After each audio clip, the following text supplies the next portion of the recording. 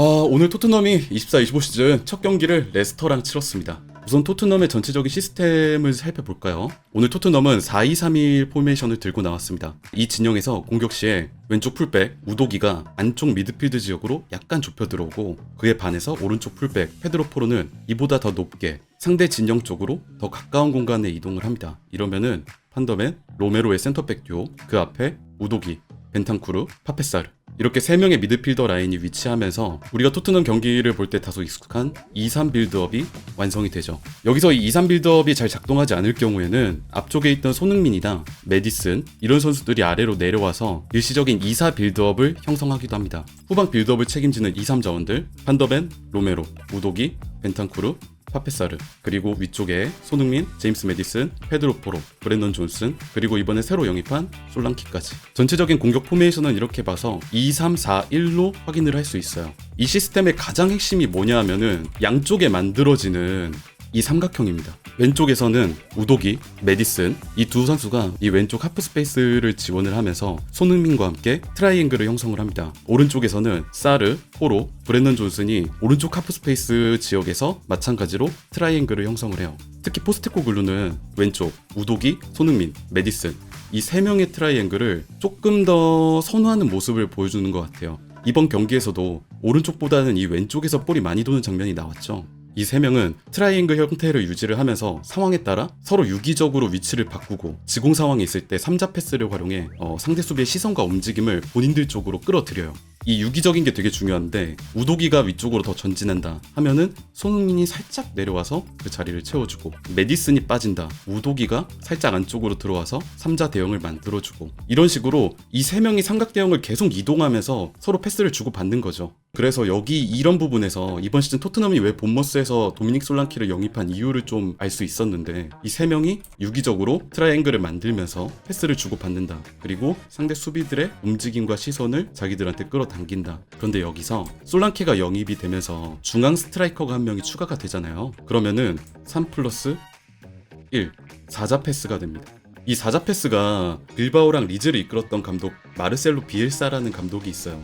이 비엘사가 이 4자 패스를 굉장히 강조한 감독이었거든요.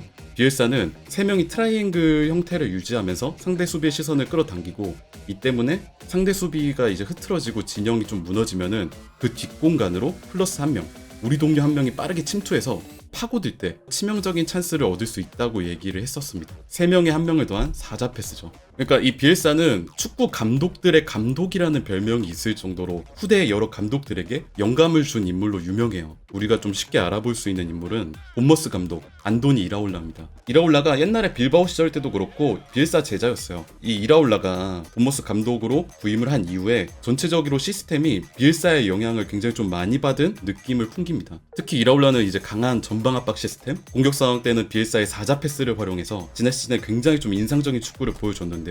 이 이라올라의 본머스에서 이 4자 패스의 덕을 본 공격수 중에 하나가 도미닉 솔랑키였습니다. 이 솔랑키는 본머스에 있을 때 박스 안에 있을 때도 있었고 박스 바깥에서 빠져 있을 때도 있었고, 상대 수비 공간을 좀 이리저리 좀 돌아다니면서 공간을 찾아다니는 움직임을 많이 보여줬는데, 동료들이 3자 패스로 상대 수비의 시선과 움직임을 끌어당기면 솔랑키가 뒤에 있거나 아니면 안에 있거나 이 3자 패스에서 이어지는 패스를 받아서 좋은 득점을 하곤 했습니다. 이게 지난 시즌에 본머스에서 솔랑키가 좀 좋은 평가를 받았던 부분이에요. 4자 패스를 받아서 좋은 득점력을 보여주는 거, 그리고 그 시퀀스를 마무리해주는 거.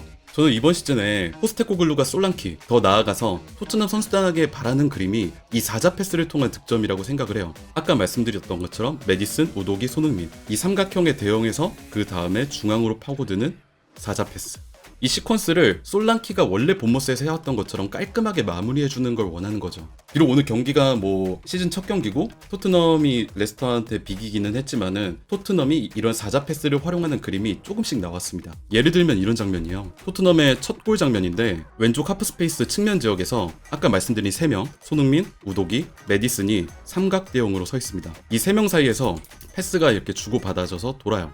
그리고 마지막으로 볼을 잡은 메디슨이 곧바로 몸을 틉니다. 중앙을 향해서.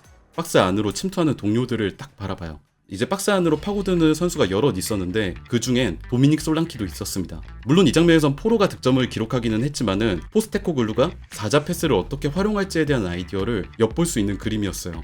근데 축구의 모든 전술들이 그렇듯이 장점, 그러니까 팀이 얻을 수 있는 이점이 있는 반면에 이것 때문에 희생해야 되는 리스크도 있었어요. 아까 말씀드린 이 포메이션 2-3-4-1 포메이션을 좀 보시면은 전방 지역에 트라이앵글을 만든다고 말씀을 드렸잖아요. 그러다 보니까 이 트라이앵글을 만들기 위해서 굉장히 많은 선수를 전방에 투입할 수밖에 없었습니다. 삼각 트라이앵글을 만들려면은 앞에 있는 선수들만으로는 숫자가 부족하잖아요. 후방에서 선수들을 끌어다 써야 돼요. 왼쪽에서는 우도기가 되겠고 뭐 사르라든지 풀백에서 안쪽으로 이동하는 페드로 포로라든지 이런 선수들이 다 전방에 올라가서 삼각형을 만들어줘야 되거든요. 이렇다 보니까 그 토트넘이 항상 지적받는 문제 중에 하나, 수비 상황에서의 불안함 같은 부분들이 전술적으로 나올 수밖에 없는 거죠. 물론 지난 시즌에 그랬던 것처럼 판더벤 같은 기동성 좋은 센터백이 후방에서 중원 지역까지 이어지는 넓은 공간을 혼자 커버해줄 수 있다. 그러면 좋은데 판더벤이 뭐 부상을 당하든 컨디션이 안 좋든 이 커버해주는 역할을 수행하지 못하면은 토트넘 입장에서는 공격에 많은 신경을 쓰는 반면 수비 상황에서는 굉장히 위험한 장면들이 나올 수가 있습니다. 또 하나 좀 아쉬운 부분이라고 한다면은 제가 볼 때는 포스테코글루가 왼쪽 오른쪽 둘 다 삼각형 만들고 가운데 있는 솔랑키한테 사자 패스 찔러준다, 이거를 원하는 것 같거든요. 근데 이 왼쪽의 삼각형에 비해서 오른쪽의 삼각형이 좀 완성도가 다소 떨어지는 부분이 있어요. 이번 경기에서도 포스테코글루가 전반에는 왼쪽의 삼각형을 주로 활용하는 모습을 보여주다가 후반에는 오른쪽을 활용하는 모습을 또 보여줬거든요. 이 오른쪽이 왼쪽보다는 좀 다소 완성도가 아쉽다라는 느낌이 있었습니다. 아무래도 이 사자 패스가 선수들 사이의 유기적인 호흡이 가장 중요한 만큼 선수들이 얼마나 또 연습을 하고 호흡을 맞추는지가 이번 시즌 토트넘 성공의 열쇠가 되지 않을까.